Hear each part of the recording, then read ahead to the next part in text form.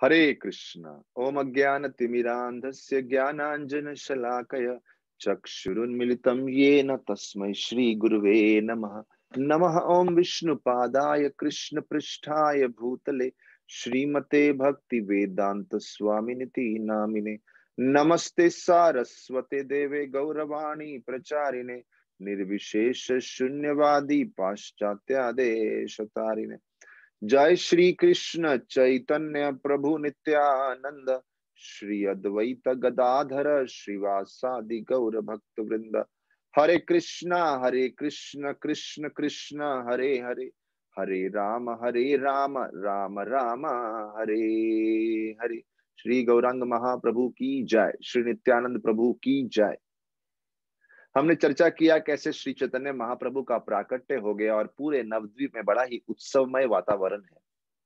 इसी के साथ साथ हम एक और बड़े ही महत्वपूर्ण विषय पे चर्चा करना चाहेंगे, वो है श्री नित्यानंद प्रभु का प्राकट्य। क्योंकि जब श्री चैतन्य महाप्रभु आए तो उनके सबसे प्रमुख पार्षदों में से श्री नित्यानंद प्रभु हुए। भगवान कृष्ण के साथ बलराम जी, राम जी के साथ लक्ष्मण जी, ऐसे ही गौरांग महाप्रभु के साथ नित्यानंद प्रभु।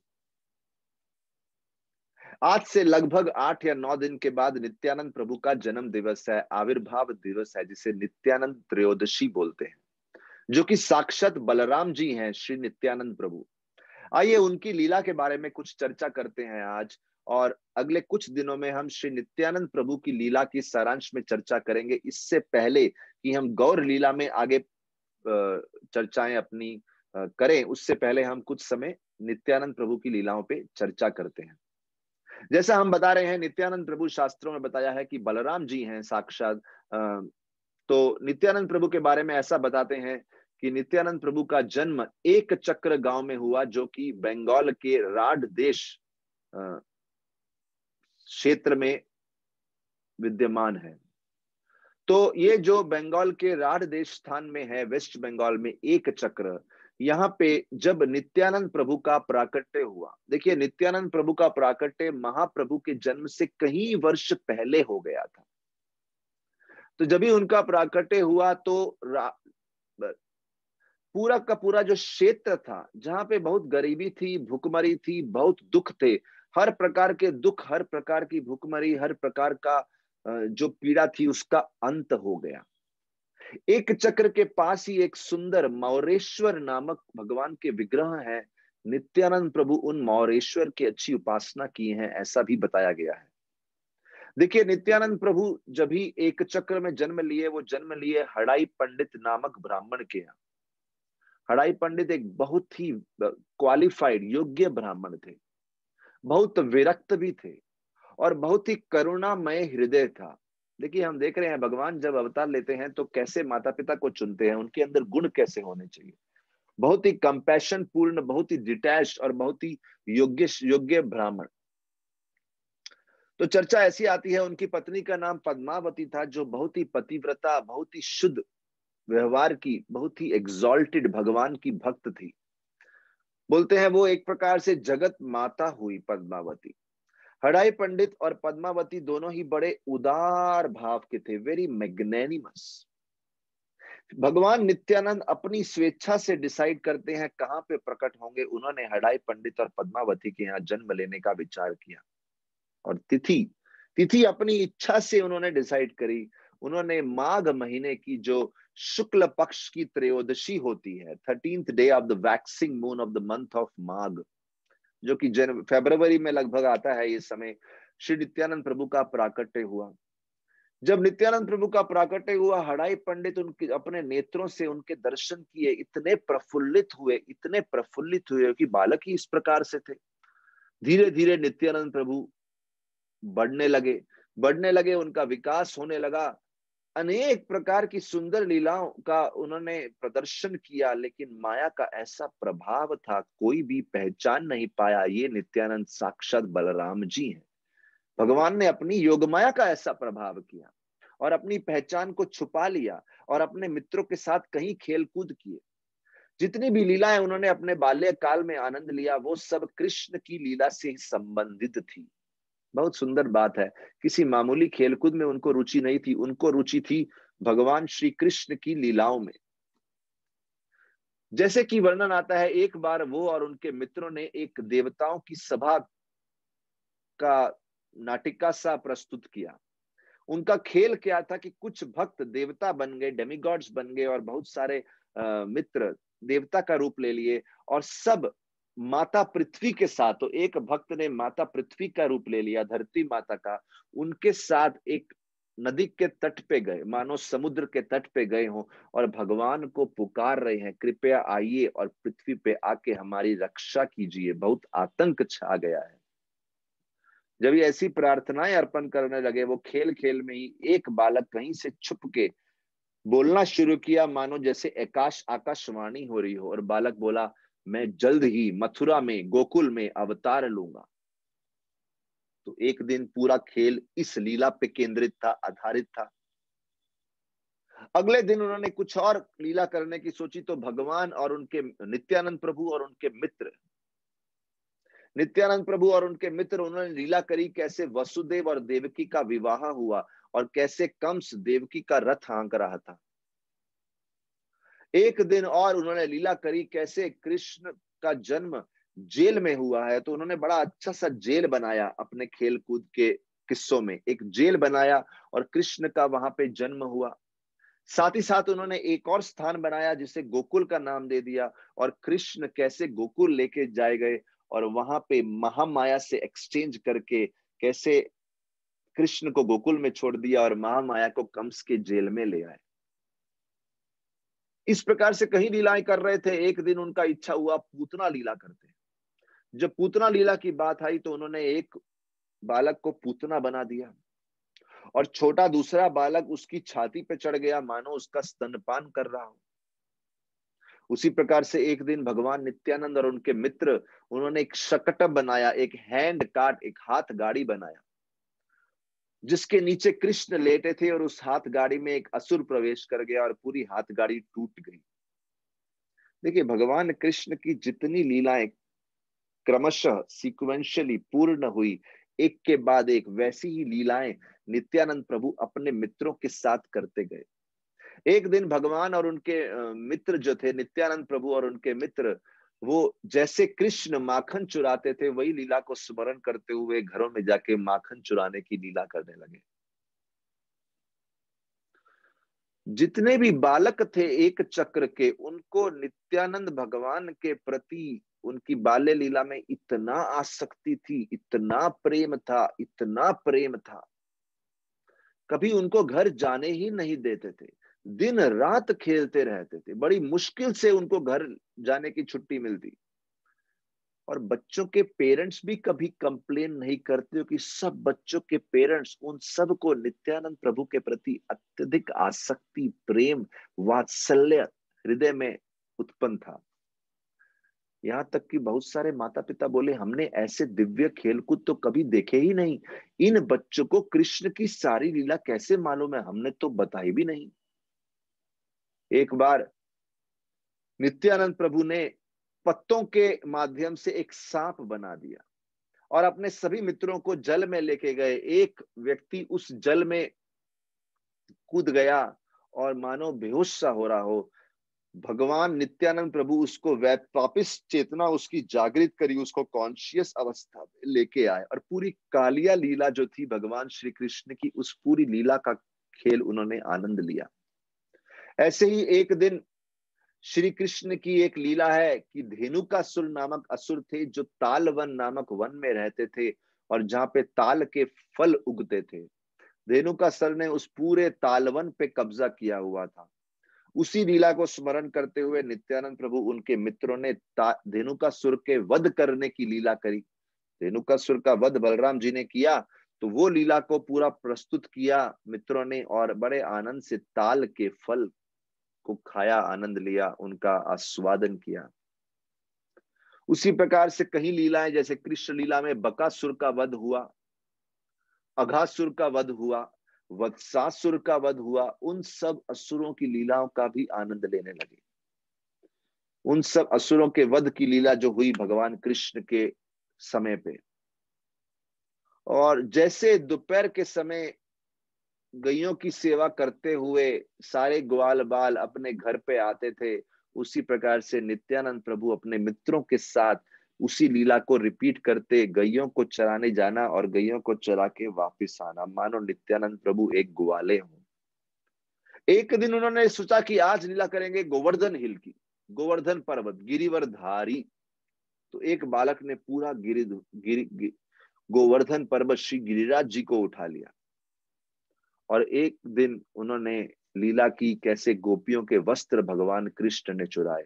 ऐसे ही एक दिन उन्होंने स्मरण किया जैसे ब्राह्मणों की पत्नी जो यज्ञशाला में उपस्थित थी, उन ब्राह्मणों की पत्नी ने यज्ञों के सब नियमों को छोड़ते हुए भगवान कृष्ण और बलराम जी को भोग अर्पण किया। और ऐसे ही एक दिन एक बालक ने अक्रूर जी का ड्रेस पहन लिया और अक्रूर जी के जैसे ड्रेसअप होके कृष्ण और बलराम को कंस के राजधानी मथुरा में लेके गए। नित्यानंद प्रभु गोपियों के भाव में एक बार बहुत क्रंदन करने लगे और ऐसे लग रहा था उनके नेत्रों से अश्रु नहीं नदियां बह रही। इतना सुंदर वर्णन है, अश्रु नहीं नदियां बह रही। विष्णु की योगमाया का ऐसा प्रभाव हो गया, कोई नित्यानंद प्रभु को पहचान नहीं पाया। देखिए सब लोग देख रहे हैं, सब लोग देख रहे हैं कि नित्यानंद प्रभु के मार्गदर्शन में ये बालक ऐसी लीलाएं कर रहे हैं जिनके बारे में कभी इनको किसी ने सुनाया नहीं है, कभी ज्ञान नहीं दिया है, लेकिन इन लोग को उस लीला का एक एक हिस्सा अच्छे से मालूम है। तो सब सोच रहे हैं कि ये चक्कर क्या है, ये कौन है जिनको वो लीला जो 5000 साल पूर्व हुई, कृष्ण और बलराम मथुरा में संपन्न किए, वो लीला का आज से 500 वर्ष पूर्व यानी कृष्ण लीला के होने के 4500 साल बाद इन बालकों को किसने बताया है लीला के बारे में विस्तार में, उनको ये बात समझ में नहीं आ रही। फिर एक दिन वो लीला किए कि सारे बालक मथुरा पहुंच चुके हैं और मथुरा की गलियों में घूम रहे हैं। मथुरा की गलियों में एक दिन एक माली मिला, उस माली ने एक फूल की माला भगवान को अर्पण करी थी जब कृष्ण और बलराम घूम रहे थे। उसी लीला का पूरा नाटिका प्रस्तुत किया। फिर एक बालक कुब्जा का रूप ले लिया और कृष्ण और बलराम उस कुब्जा से आदान प्रदान की लीला करते हैं। ऐसे किसी ने एक बड़ा धनुष बना लिया और वो धनुर्यज्ञ जहां पे हो रहा था वहां कृष्ण और बलराम पहुंच जाते हैं।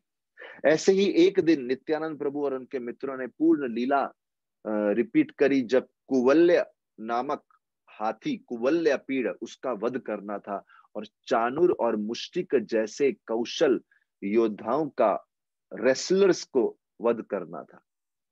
और उसके बाद श्री नित्यानंद प्रभु और उनके मित्रों ने कंस को मारने की लीला संपन्न करी, जिसमें कंस को उसके केशों से घसीटते हुए युद्ध भूमि में, रेसलिंग एरिना में लेके आए। कंस को मारने के बाद भगवान ऐसा नृत्य करने लगे अपने मित्रों के साथ, इतने सुंदरता से मित्र गए, जो भी नृत्य कर रहे थे कि जो लोग भी देख रहे थे वो जोर जोर से हंस रहे थे। इतना आनंद, इतनी स्फूर्ति, इतना प्रेम कृष्ण लीला से। इस प्रकार से पूर्ण कृष्ण लीला का आनंद किया। उसके बाद नित्यानंद प्रभु ने और दूसरे भी कई अवतारों की लीला करी। एक दिन उन्होंने डिसाइड किया वामन अवतार की लीला करते हैं। नित्यानंद प्रभु स्वयं वामन बन गए, एक बालक बलि महाराज बन गए और वामन देव बलि महाराज को चीटिंग करने के लिए जाते हैं और 3 कदम से तीनों लोक ले लेते हैं। एक दूसरा बालक एक वृद्ध शुक्राचार्य की भूमिका निभाने लगा, जो बलि को बोला नहीं नहीं नहीं, वामन को कुछ मत दे दो, आपका सब कुछ चले जाएगा, ये वामन नहीं विष्णु है। बलि ने अपना सर नीचे किया, ये नित्यानंद प्रभु जो वामन रूप में थे उन्होंने अपने चरण उस बालक के सर पे रख दिए। कितना भाग्य होगा उस बालक का जिसके सर पे, जिसके शीश पे नित्यानंद प्रभु के चरण विराजमान हुए। इसके बाद राम लीला का समय आया, राम प्रभु रामचंद्र की कथाओं का समय आया। नित्यानंद प्रभु ने डिसाइड किया कि हम एक बड़ा अच्छा ब्रिज बनाएंगे, समुद्र के ऊपर सेतु बनाएंगे, और कई सारे बालक वानर की भूमिका निभाने लगे। बहुत अच्छा उन्होंने ब्रिज बनाया उधर की लोकल तालाब पे, नदी पे, और सारे के सारे बालक जोर जोर से बोलने लगे जय रघुनाथ, जय रघुनाथ, जय रघुनाथ। फिर एक दिन नित्यानंद प्रभु ने लक्ष्मण की भूमिका ले ली और अपने हाथ में बाण ले लिया और सुग्रीव को प्रताड़ने के लिए चले गए। अगर आपको याद हो रामलीला में एक समय पे क्या होता है कि सुग्रीव बोलते हैं रामचंद्र जी को, हम चतुर्मास के बाद, चतुर्मास 4 महीने के बाद आपकी सहायता करेंगे, लेकिन सुग्रीव जी भूल जाते हैं। लक्ष्मण जी बड़े क्रोधित होते हैं और सुग्रीव जी को चेतावनी देने जाते हैं। तो नित्यानंद प्रभु ने वही क्रोधित लक्ष्मण का भाव ले लिया। और ये भूमिका तो नित्यानंद जी के लिए बहुत ही आसान थी, क्योंकि नित्यानंद जी साक्षात लक्ष्मण जी ही तो हैं। और सुग्रीव के सामने जाके जोर जोर से बोलने लगे, हे वानर राज, मेरे भगवान इतनी पीड़ा में हैं, जल्दी से आओ, सहायता करो, नहीं तो मैं तुम्हें मार डालूंगा। आप ऐसा सोच भी कैसे सकते हैं कि अपनी स्त्रियों के साथ भोग कर रहे हैं, जब रामचंद्र को इतनी पीड़ा हो रही है और रामचंद्र माल्यवान पर्वत पे दुखी बैठे हैं माता सीता के विरह में। ये वाला रोल लक्ष्मण जी के लिए बहुत नेचुरल था। सभी रोल नेचुरल थे कि यहाँ पे साक्षात नित्यानंद जो है वो लक्ष्मण है और वही लीला रिपीट कर रहे हैं, उसी भाव में प्रवेश कर गए। ऐसे ही एक दिन उन्होंने उस लीला का स्मरण किया जब भी लक्ष्मण जी ने परशुराम के सामने क्रोध दर्शाया था। तो नित्यानंद प्रभु भी जो लक्ष्मण है वो क्रोध भाव में आके परशुराम जी को प्रताड़ने लगे, डांटने लगे, हे ब्राह्मण, आप यहां से चले जाओ, अभी का अभी चले जाओ, आप भगवान के तत्व को समझे नहीं हैं। इस प्रकार से नित्यानंद प्रभु कई बार लक्ष्मण के प्रवेश में चले जाते और बालकों को समझता नहीं कि नित्यानंद प्रभु इतने भावावेश क्यों हो रहे हैं, ऐसे भाव में क्यों प्रवेश कर रहे हैं। क्योंकि बालकों को दिख रहा था कि ये हम कर तो नाटक रहे हैं, कुछ खेल खेल रहे हैं, लेकिन नित्यानंद प्रभु कुछ ज्यादा ही रियल हो जाते हैं। उनको ये बात समझ में नहीं आ रही कि होता क्या है ये।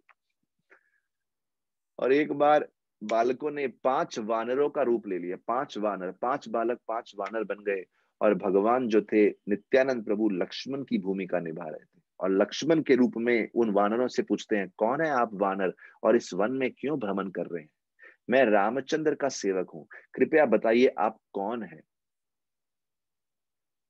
उन 5 वानरों ने बोला, देखो हम तो वाली के भय से यहाँ पे रहते हैं, कृपया हमें रामचंद्र के पास लेके चलिए, हमें उनके चरणों की धूल लेनी है।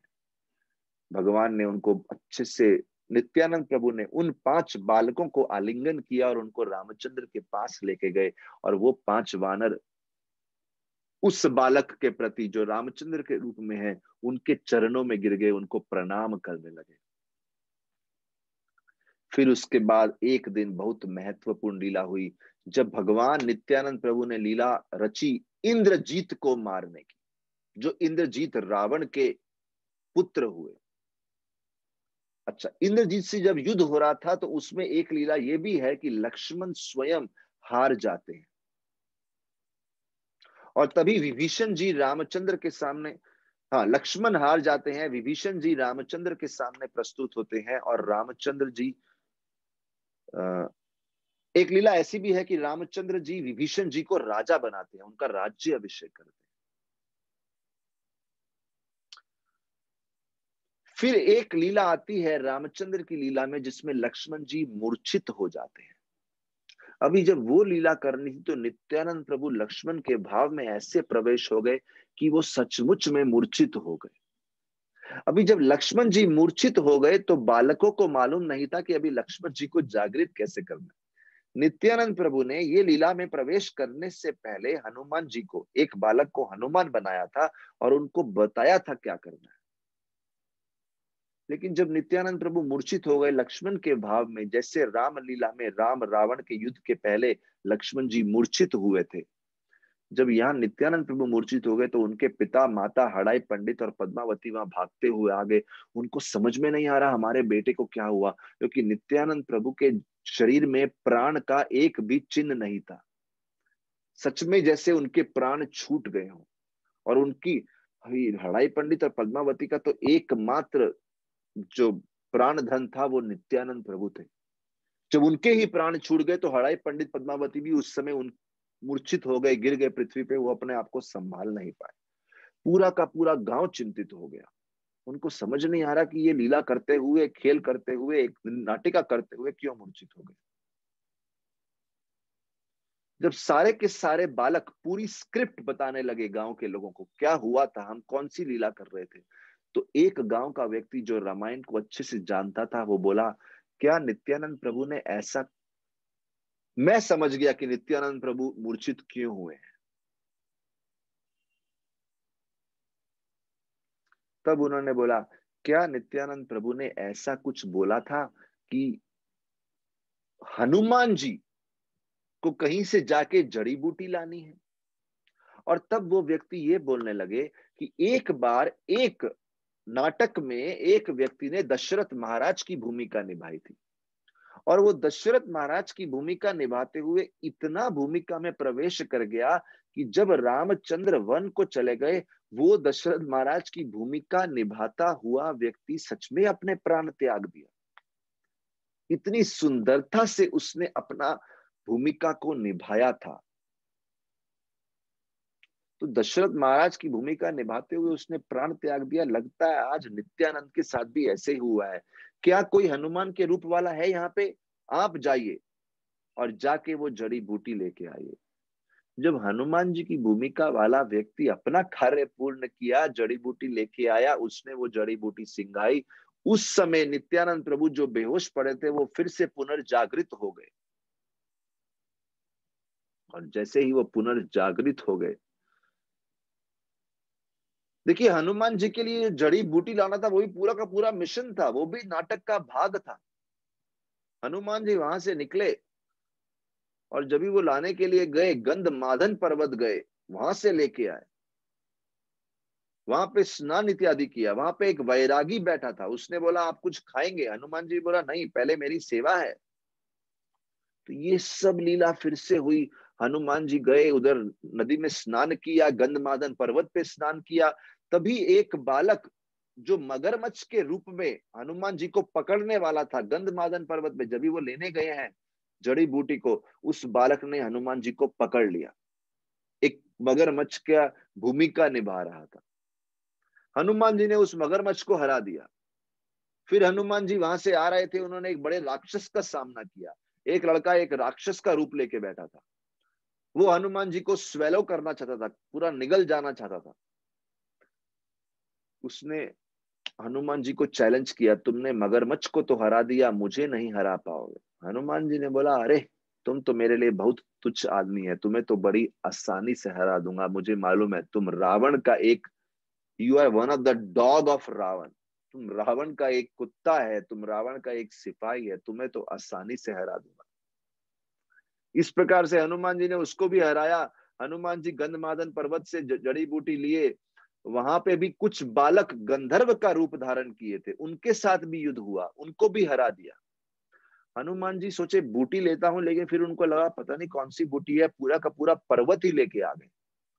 पर्वत लेके आ गए तो एक दूसरा बालक जो डॉक्टर वैद्य का रूप लिया हुआ था, उसने वो जड़ी बूटी को लक्ष्मण जी को सुंघाया। नित्यानंद प्रभु लक्ष्मण की भूमिका ले रहे थे, और तभी नित्यानंद प्रभु पुनः अपने प्राण उनके जागृत हो गए। और जैसे ही उनके प्राण जागृत हुए, पूरा का पूरा एक चक्र गांव ऐसा फूला नहीं समाया, ऐसा आनंदित हो गया, ऐसा प्रसन्न चित्त हो गया। हड़ाई पंडित ने नित्यानंद प्रभु को जोर से आलिंगन किया, और सारे के सारे बालक बहुत ही ओवरजॉयड, हैप्पी, सब पूछने लगे, मेरे प्यारे बेटे, डियर सन, आपने ये सब लीलाएं कहाँ से सीखी हैं? पूरे गांव में केवल एक ही इंक्वायरी थी, आपने ये सब लीलाएं सीखी कहाँ से? किसने आपको ये सब डिटेल बताया? और अब इतना भाव में प्रवेश कर जाते हैं, आप उस भूमिका में पूरा एब्जॉर्ब भी हो जाते हैं। इतना एब्जॉर्ब हो गए कि आपके प्राण ही छूट गए थे।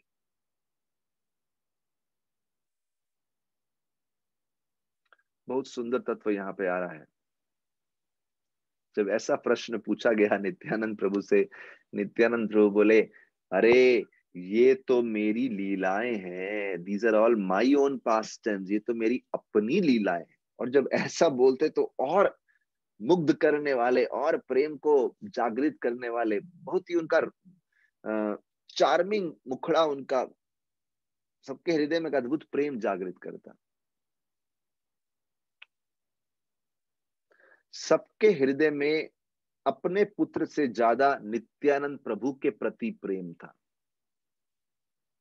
और इतनी सब लीला होने के बावजूद भी किसी को समझा नहीं है नित्यानंद प्रभु साक्षात बलराम है, कृष्ण लीला से प्रकट हुए हैं। ऐसा योग माया का प्रभाव था।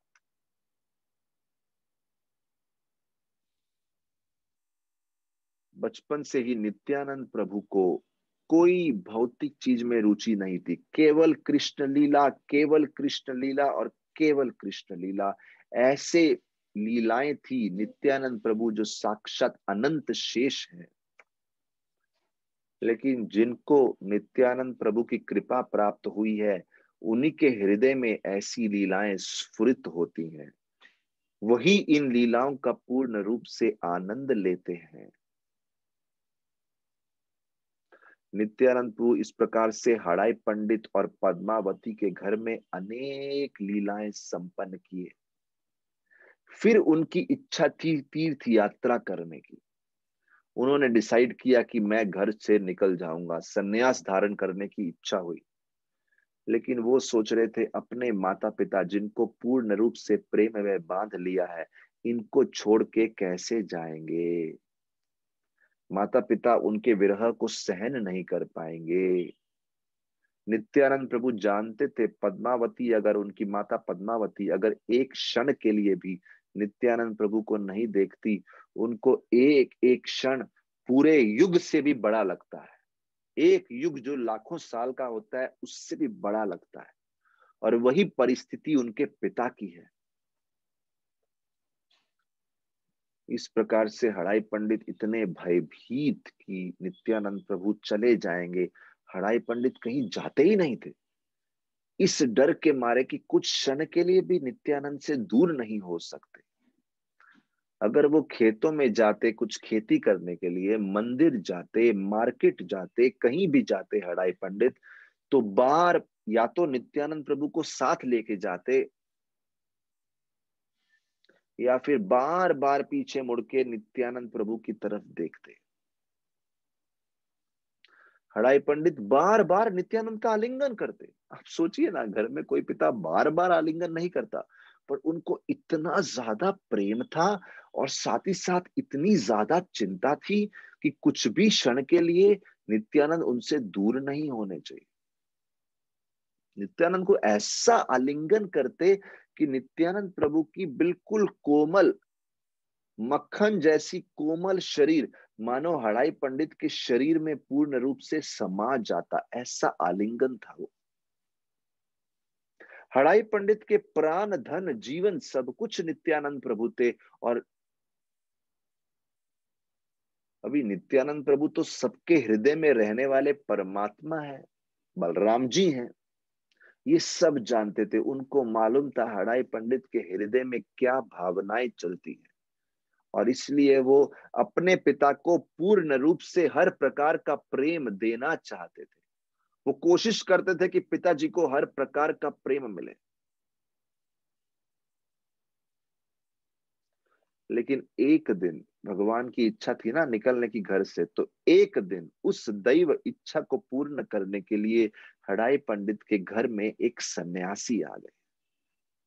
हड़ाई पंडित पद्मावती ने उन सन्यासी की बहुत सेवा करी, अच्छे से उनको प्रसाद भी खिलाया। यहां तक कहते हैं नित्यानंद प्रभु और उनके पिताजी रात भर उस सन्यासी के साथ बैठे और कृष्ण लीला की कई कथाओं पे चर्चा की। प्रातः कालीन जब इस सन्यासी के जाने का समय हुआ, सुबह के वक्त, उन्होंने हड़ाई पंडित से बोला, मैं जा रहा हूं, लेकिन दक्षिणा के रूप में मुझे आपसे एक निवेदन है, एक रिक्वेस्ट है। हड़ाई पंडित बोले, आप बोलिए, जो आपकी इच्छा है वो पूर्ण करेंगे। सन्यासी बोले, मुझे तीर्थ यात्रा करनी है, लेकिन मेरे पास एक सेवक, असिस्टेंट या कोई ब्राह्मण संगी गण नहीं है। आप मुझे अपना पुत्र नित्यानंद क्यों नहीं दे देते कुछ दिनों के लिए? मैं उसको अपने प्राण से भी ज्यादा संभाल के रखूंगा और साथ ही साथ उसको भी लाभ होगा। वो तीर्थ यात्रा करेगा, उसका भी ट्रेनिंग हो जाएगा। सन्यासी के शब्द मानो वज्र के समान थे। हड़ाई पंडित के हृदय में एक वज्र की तरह जाके गिरे। सोचने लगे, अरे सन्यासी ने तो मुझसे मेरे प्राण ही मांग लिए। लेकिन साथी विचार कर रहे थे, अगर मैंने मना कर दिया तो वो भी उत्तम नहीं होगा। मैंने प्रॉमिस किया है, वचन दिया है कि क्या सेवा कर सकता हूं इन सन्यासी की, तो ये उत्तम नहीं होगा सन्यासी को मना करना। और विचार करने लगे, अतीत में, पास्ट में, पूर्व में बहुत सारे लोगों ने इस प्रकार से सन्यासियों को संतुष्ट करके अपने जीवन का कल्याण किया है। बहुत सारे धर्मात्माओं ने, धार्मिक व्यक्तियों ने अपने जीवन में कहीं आध्यात्मिक लाभ प्राप्त किया है ऐसे सन्यासियों की सेवा करते हुए। स्मरण कर, देखिए ये बहुत इंपॉर्टेंट है। कभी भी कुछ करने से पहले व्यक्ति सोचता है, धर्म की दृष्टि से पहले इतिहास में कभी ऐसा हुआ है? तो हमेशा जब अपने कार्यों को शास्त्र की दृष्टि से देखते हैं तो समझ सकते हैं सही क्या है, गलत क्या है। तो यहाँ पे सोचने लगते हैं कि रामचंद्र भी तो दशरथ महाराज के पुत्र थे, और दशरथ महाराज को भी जैसा मुझे नित्यानंद प्रभु से प्रेम है, ऐसा दशरथ महाराज को रामचंद्र से प्रेम था। और पुराणों में लिखा है, रामायण में लिखा है। देखिए वो सोच रहे हैं, चिंतन कर रहे हैं हड़ाई पंडित, कि शास्त्रों में लिखा है कि विश्वामित्र जी दशरथ महाराज से जब राम जी को मांगने के लिए आए थे, राक्षसों को मारना था, विश्वामित्र चाहते थे कुछ समय के लिए राम जी को लेके जाए। तो जब राम जी विश्वामित्र के साथ जा रहे थे, उस समय दशरथ महाराज को भी ऐसा ही प्रतीत हो रहा था जैसे उनके शरीर से प्राण निकल रहे हैं। आज मैं भी उसी परिस्थिति में हूं। दशरथ महाराज ने मना करने का कोशिश किया विश्वामित्र को, रामचंद्र को देना नहीं चाहते थे विश्वामित्र के प्रति। विश्वामित्र बहुत क्रोधित हो गए थे, नाराज हो गए थे। आज वही धर्म संकट हड़ाई पंडित के जीवन में आया, और प्रार्थना करने लगे हृदय में परमात्मा से, हे भगवान कृष्ण, मुझे इस धर्म संकट से बचाइए।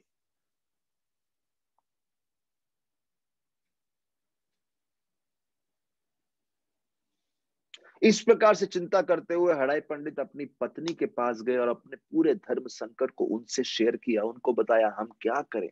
जब पति की ये बात सुनी, पद्मावती तो पूर्ण रूप से पतिव्रता स्त्री थी, जगत माता थी, वो बोली, हे भगवान, जो आप उचित समझे वो करिए, मैं आपके साथ हूँ। हर सुख और दुख की घड़ी में, हर कठिन घड़ी में मैं आपके साथ हूँ। ये मेरा ओपिनियन है, मैं कुछ नहीं कहूंगी। बड़ा धर्म संकट है, जैसा आप उचित समझे अपने तर्क के हिसाब से आप करिए। हड़ाई पंडित सन्यासी के पास आए, अपना सिर झुकाया, और बड़े ही भारी हृदय से, विद हैवी हार्ट, उन्होंने अपने पुत्र को उस सन्यासी के प्रति समर्पण किया। और जैसे ही समर्पण किया, वो सन्यासी नित्यानंद प्रभु को लेके वहां से निकल दिए। नित्यानंद प्रभु इस प्रकार से घर से प्रस्थान किए। जिनको मालूम था माता पिता के लिए बहुत कठिन होगा, लेकिन यहाँ पे हमें ये जानना है, जब भगवान अवतार लेते हैं, उनके अवतार लेने से, उनके सानिध्य से अति अति अति अति आनंद मिलता है। लेकिन साथ ही हमें समझना चाहिए, जब ऐसी महान शक्तियों का सानिध्य, उनका प्रेजेंस हमारे जीवन में आता है, तो कुछ समय बाद उनसे विरह के लिए भी तैयार होना चाहिए, उनसे सेपरेशन के लिए भी तैयार होना चाहिए। क्योंकि ऐसी महान शक्तियां एक मिशन के लिए आती हैं, समाज का कल्याण के लिए आते हैं, और कुछ समय कुछ भक्तों को आनंद देके फिर आगे दूसरे स्थान पे जाते हैं, वहां पे आनंद देते हैं। ऐसे कई स्थानों पे कल्याण करते हैं। बोलते हैं जैसे ही नित्यानंद प्रभु वहां से गए, हड़ाई पंडित मानो पृथ्वी पे गिर गए। उनके शोक को, उनकी मूर्छित अवस्था को, उनके क्रंदन को, उनके नेत्रों से अश्रु प्रवाह को वर्णन करना बहुत कठिन है। बोलते हैं बड़ी हार्ड वुड, एक कठोर लकड़ी या पत्थर भी पिघल जाएंगे अगर हड़ाई पंडित के जोर जोर से क्रंदन को सुनेंगे, उनकी क्राइंग, उनके रोने को सुनेंगे अगर। कुछ समय के लिए तो कभी कभी हड़ाई पंडित बिल्कुल स्तब्ध हो जाते, मानो एक स्टैचू बन जाते, और कभी कभी पागलों की तरह सड़कों पे घूमते रहते। पूरे 3 महीनों तक उन्होंने अन्न नहीं खाया। वो केवल जीवित थे तो केवल कृष्ण की कृपा से।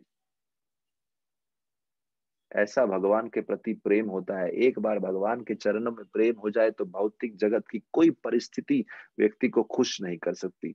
वैसे ही माता पिता का जो पुत्र के प्रति प्रेम होता है, वात्सल्य होता है, बहुत गहरा होता है।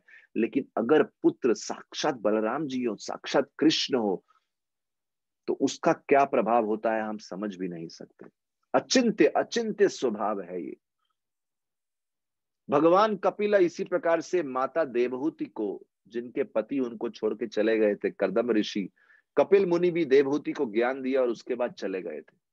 उसी प्रकार से सुखदेव गोस्वामी भी सही समय पे, जब उनका मिशन उनको पुकार रहा था, वो अपने वैष्णव पिता व्यासदेव जी को छोड़ के चले गए थे। इसी प्रकार से श्री चैतन्य महाप्रभु जब संन्यास लेते हैं तो अपनी विधवा पत्नी, अपनी विधवा माता और अपनी पत्नी को छोड़ के चले जाते हैं। इस प्रकार से अगर आध्यात्मिक दृष्टि से देखना जाए तो ये छोड़ना छोड़ना नहीं माना जाता, क्योंकि जब भगवान जाते भी हैं तो अभी भौतिक दृष्टि से तो दूर हो गए, लेकिन भगवान तो अपनी नाम में निवास करते हैं, अपनी लीला में निवास करते हैं। ये सब लीलाएं तो पृथ्वी पे भगवान जीवों के कल्याण के लिए करते हैं, नहीं तो एक्चुअली भगवान भक्त को कभी छोड़ते नहीं है। बाहरी दृष्टि से अप्रकट हो गए, लेकिन हमेशा हड़ाई पंडित के साथ ही थे। लेकिन ये जो लीलाएं हैं इतना हृदय को द्रवित करने वाली हैं कि जब ये लीलाओं का वर्णन होता है तो पत्थर भी पिघल जाए, किसी का पत्थर जैसा हृदय भी पिघल जाए। अगर कोई ऐसा व्यक्ति जो हिंदू नहीं है, किसी भी धर्म का है, अगर वो ऐसे ऐसे लीलाओं को सुनेगा, जैसे रामचंद्र जब सीता के विरह में कैसे रोए थे, अगर केवल रामायण का वो सेक्शन सुनेगा, वो पढ़ेगा, तो वो पढ़ के भी वो रोने लगेगा, जबकि उसको हिंदू धर्म में श्रद्धा नहीं है। लेकिन राम का क्रंदन सीता के विरह में,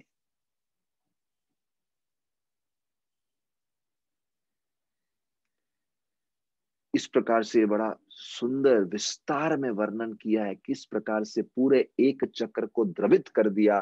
पहले नित्यानंद प्रभु का सानिध्य प्राप्त हुआ, अनेक प्रकार के उनके ड्रामास के माध्यम से, गेम्स के माध्यम से, खेल के माध्यम से, और बाद में जब नित्यानंद प्रभु से विरह अनुभव हुआ तो उनके माता पिता और पूरे एक चक्र की परिस्थिति क्या हुई। इसके बाद आगे चल के हम कथा करेंगे, नित्यानंद प्रभु तीर्थ यात्रा किए तो किस किस स्थान पे किए, कहां कहां पे उन्होंने किस प्रकार का आनंद लिया, और धीरे धीरे जाके कैसे श्री चैतन्य महाप्रभु से मिलते हैं, इसका वर्णन करेंगे। बहुत बहुत धन्यवाद। हरे कृष्णा। श्री नित्यानंद प्रभु की जय, श्रील प्रभुपाद की जय, समवेत भक्त वृंद की जय। हरि बोल।